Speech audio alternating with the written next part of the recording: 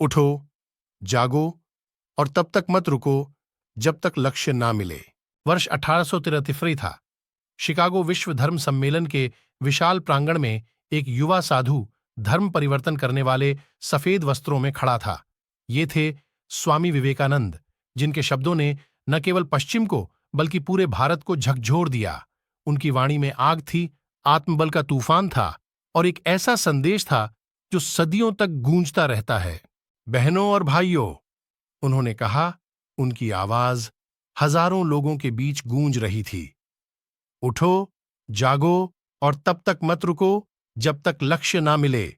उन्होंने प्राचीन भारत के ज्ञान और दर्शन का उद्घोष किया, वेदों और उपनिषदों के सार को सरल शब्दों में पिरोया। उन्होंने कहा कि हर धर्म का सार एक ही है, मानवता, प्रेम और आत्मज्ञान। उन्होंने कहा कि कमजोरी को स्वीकार करना पाप है और हर मनुष्य में अनंत शक्ति का वास है। उनके शब्दों ने एक सुप्त राष्ट्र को जगाया।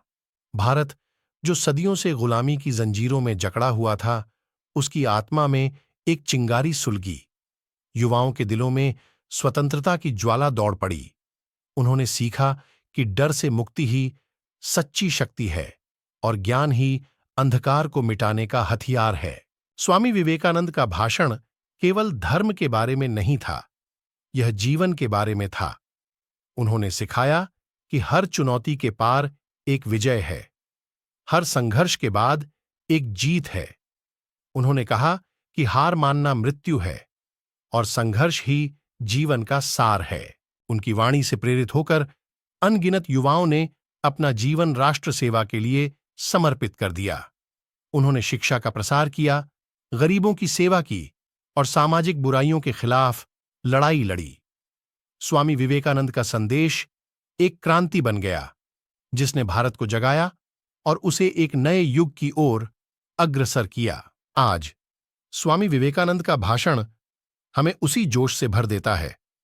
उनके शब्द हमें आत्मनिर्भर बनने, अपने लक्ष्यों का पीछा करने और दुनिया को एक बेहतर स्थान बनाने के लिए प्रेरित करते हैं। वे हमें याद दिलाते हैं कि हम सब में असीमित क्षमता है और हम कुछ भी हासिल कर सकते हैं, अगर हम केवल विश्वास करें और प्रयास करें। तो चलो, उठो, जागो और तब तक मत रुको जब तक लक्ष्य ना मिले।